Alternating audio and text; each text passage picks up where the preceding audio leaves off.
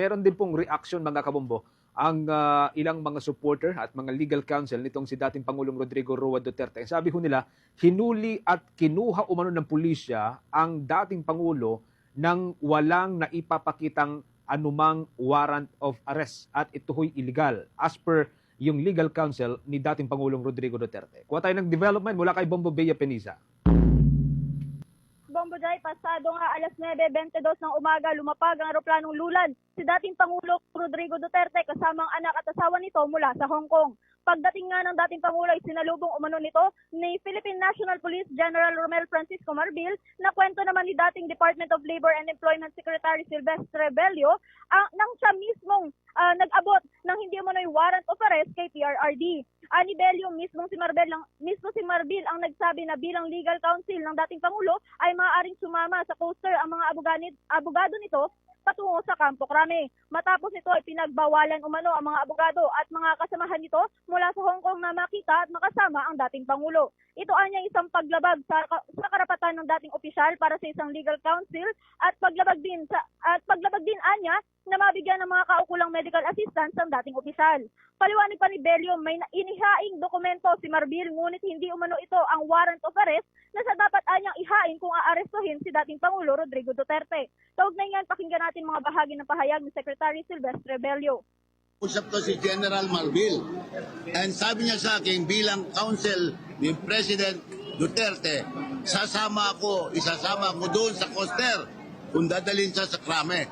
Ngayon, hindi mo kami sinama. Ginawa lang kami sumama.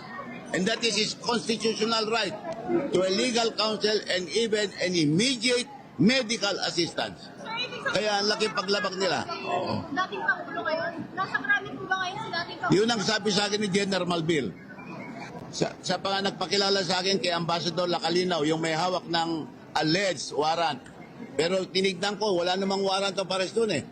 Basta ko lang, it's just plain document na nakalagay ang pangalan ni former President Duterte at sinasabi doon, age niya, anong residence niya. So tinanong ko siya, nasa ng warrant of arrest? Sabi niya, nandun.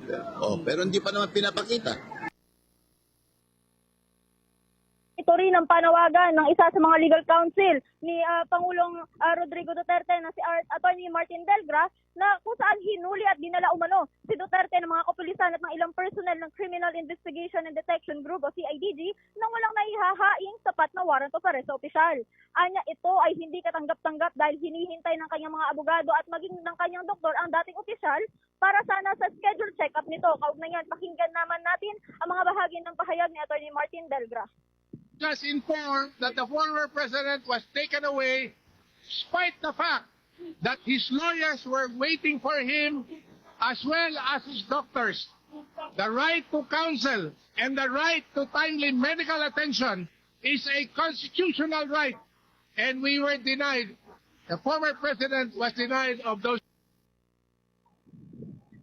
Samantala, Bombo Genesis, Bombo Jai, kasalukuyan namang nasa kustudiya at nasa loob pa rin ng Villamor Air Base ang dating opisyal kasama ang asawa at anak nito. Bombo Genesis, Bombo Jai. Okay. Nababanggit kanina ni Bombo Kelly, Bombo Bea, na may isang abogado na pinayagan na makasama ng kampo ni dating Pangulong Duterte doon sa loob ng Villamor Air Base. Would you know kung sinong abogado ito? May nababanggit ba? Kasi naiwan daw dyan sa labas ng Villamor itong si Secretary Bello, which is isa rin sa mga counsel niya.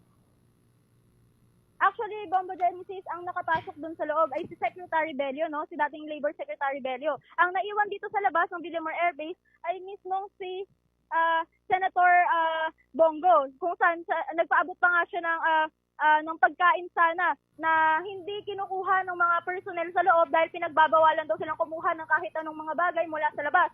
Ngunit kalaunan din naman ay naipasok naman din ang pagkain na ito, nadala ni Senator Bongo. So si Secretary Bello ang kasama ngayon ni dating Pangulong Duterte bilang legal counsel. Si Attorney Delgra, hindi siya kasama. Yan ang hindi natin nakumpirma sa ngayon, no, Bombo Genesis, dahil kanina masyadong magulo yung setup ng mga legal counsel nitong ni Presidente Duterte, no. Merong nasa loob, merong nasa labas at merong nasa loob din ng van. So dito pa lamang makikita natin na medyo hindi coordinated yung kanilang pag-uusap. Pero kanina napansin natin si Secretary Rebelio, yung ating namataang nakapasok sa loob ng Villamor Air Base, Bombo Genesis. Okay. Bumabaya, ikat natin saglit.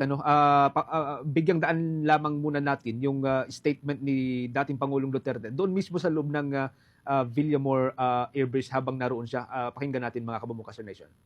Show to me now the legal basis for my being here. As apparently I was brought here not of my own volition.